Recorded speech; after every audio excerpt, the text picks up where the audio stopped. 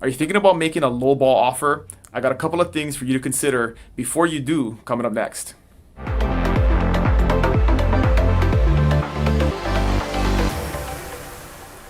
Hey, what's going on, friends? It's been a little while, but the lowball offer is back. And I'm going to talk about kind of what it is, what the strategy might be, is it effective, and some things to consider before you do that. So the first thing, right, what is a lowball offer?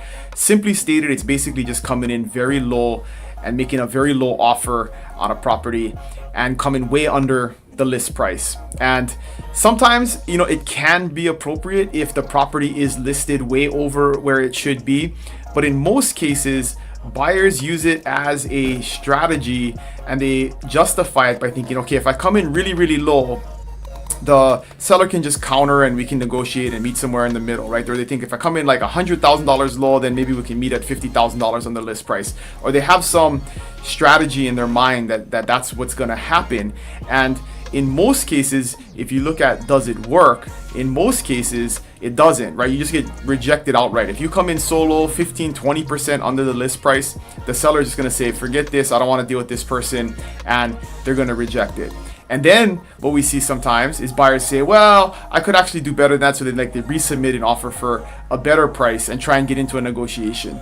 And you may actually end up getting that property under contract. But the biggest negative effect that this can have on a real estate transaction, and this is what I want you to consider before you go down this road, is when you make a lowball offer and a seller gets offended, right? And again, this is business. People shouldn't get offended, but let's face the reality. Most sellers are selling a home that they've been in for a while.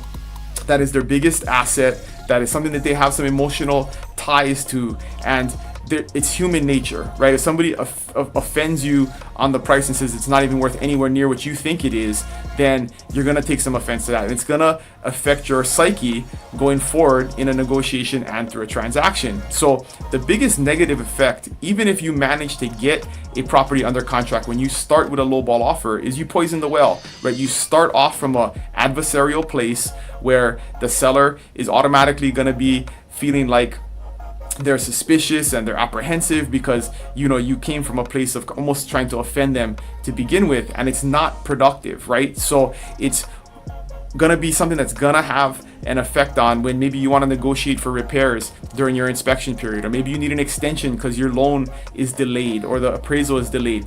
Things later on where you're gonna need some concession from that seller. The seller is gonna be less willing to do that, or they're gonna have that emotional reaction when you ask for something and say, well, they're gonna remember. They might not tie it to it, or they might not mention it, right? But they're gonna remember how the transaction started and when you came in super, super low to begin with. So you really want to think about a real estate transaction is a team effort, right? I never look at a real estate transaction as some kind of competition or two adversaries fighting against each other. It's a team effort. Everybody's got to work together. When we're back into a normal market, both sides have to negotiate. Both sides got to give a little bit. Nobody's going to win 100% of the time. And if you go into it with that mindset, and you go into it fair and you go into it positive, in most cases the outcome is always better and the transaction is always smoother, which is obviously our goal when we get into a real estate transaction. So it's something to think about. Do you have a very good reason? Is the property definitely overpriced? Have you consulted with your agent to justify what the price is that you make so you can show comps to the seller? Or are you just doing it as some kind of far-fetched negotiation tactic where you think if you come in super low, you're going to be able to get them off of a price or save the maximum amount of money? You really want to think about the strategy. Does it make sense? And if you really want the property, do you want to start from a place of offense where you're going to kind of throw some dirt in the seller's eyes to begin with? And is that going to contribute to a positive outcome in the end?